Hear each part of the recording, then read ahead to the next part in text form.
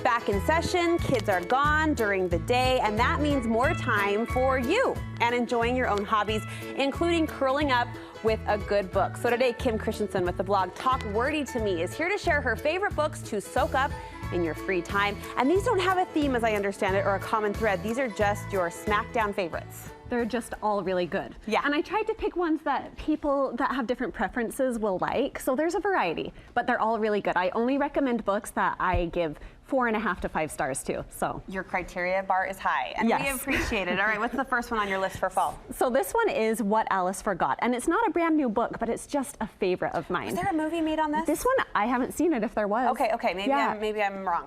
No, you could be right. But this one is about a girl who wakes up. She's like 29 years old, and she's on the gym floor. She's hurt herself. Okay. She's like, oh my gosh, I hope my baby's okay. But then she soon realizes, no, I don't have a baby. I have 3 children, and it's not the 90s. And she has amnesia, right? Okay. And so what happens is you see that disconnect of what her life was, what she thought it was, and now fast forward. I mean, imagine if you woke up one day and it was 10 years later. Oh my goodness. And so it just makes you think a lot, but it's really witty and fun, as well as being thoughtful. So layered, but you still get the thought-provoking themes. Yeah. Okay, yeah. This one? This is Eleanor Oliphant. So this one is really character-driven. Eleanor is a really socially awkward character, but so fun. She just says what she thinks, and it's so fun to watch her and what she does. And she meets someone who's not like her. He's socially normal, and he's the one that kind of opens her heart and helps her along in life. So it's a really fun book, but it is really deep as well. There's some deeper themes with her mom and some twists that are really unexpected at the end that will throw you for a loop. But it's just, the character is so lovable. And this one is being made into a movie with Reese Witherspoon as the main character. Oh, fun. So let's read the book before it hits the big screen. Yes. This one's been on my list for a while, Small Great Things. Haven't cracked into it yet. Oh my gosh, yes. This one will be one of those books that you keep thinking about long after you've closed it. And it's one of those important books. But it's Jodi Picoult, who's just one of the most brilliant writers out there. Legendary, yes. Yes, and it's about white supremacy and racism and prejudice, and it will have you thinking about all of those things. So a deeper theme as well. We're getting thoughtful with this list. I like that. Back to school fall, time to settle. But now what? But now what? This one is definitely, this is a fantasy. Okay. So a lot of people, I feel like this is a good entry book for fantasy, because I haven't read a lot of fantasy personally. It's not my genre of choice. No, I wouldn't normally choose it, but this one I highly recommend because it's so good. And with fantasy, you have to remember it takes a minute to get into it because they're building a new world. And at first you're like, what? These mythical creatures, you know. But this one is really, really give it time. Give it a few chapters. Yes, give it some time. Okay. I say about 50 pages, but I promise it will be worth it. Okay. And there's some really fantastic writing and quotes and everything in this. And you're selling me. You're selling me despite the genre. This next book, The Lake House, I've seen appear on numerous lists. Yes, because Kate Morton, she's my favorite author. Is she? She's incredible. And she writes these books that appeal to everyone because there's a little bit of mystery, there's romance, but not too much, you know, it's not all romance. There's romance, there's that mystery, and there's some history as well. So all the things I love in a book, and she weaves the past and the present so beautifully, and you kind of go back to the past and to the present in a way that she keeps you so engaged and surprised, and oh my gosh, I love Kate Morton. I love your passion, and we are just getting started. Kim is sticking around to share her nonfiction picks a little bit later in the show, so we'll see you in a bit, Kim. Thank you.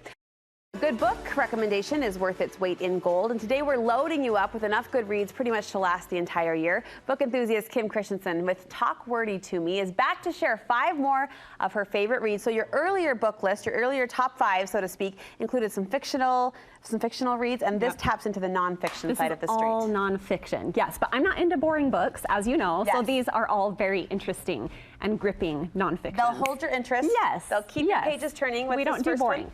This is Educated. Have you heard of it? I've heard of it. I haven't read it. Oh my gosh. This is the most fascinating memoir I've ever read in my life, hands down. Whoa, that's a recommendation. I know. Tara Westover was raised in this small little town in Idaho, and her family was really far removed from mainstream life. She was raised in a really sheltered way, and they were survivalists. And so then, and none of the family had birth certificates. The mom didn't even know exactly when they were born. Oh, like wow. They all relied on holistic health, and even for huge accidents, because they worked in a scrapyard, they relied on holistic health. Wow. And the stories are just mind-boggling. And she, even though none of the kids go to school, she finds a way to get an education. She teaches herself science and math, and then she ends up at BYU. Amazing. And yeah, amazing. It's just from page 1 to the end, or if you listen to it, it's amazing. What's to love about this? Okay. This book is all about mindfulness, which I'm really into, just about being present and learning in a crazy, noisy world how to live a little bit slower and more thoughtfully. So that's what this is about. But it's creative mindfulness, and so there's all sorts of things inside, like mini journals and all these prompt questions to help you think about your life and what you want and your dreams. So it brings a lot of clarity to life, but it also just helps you take a big, deep breath.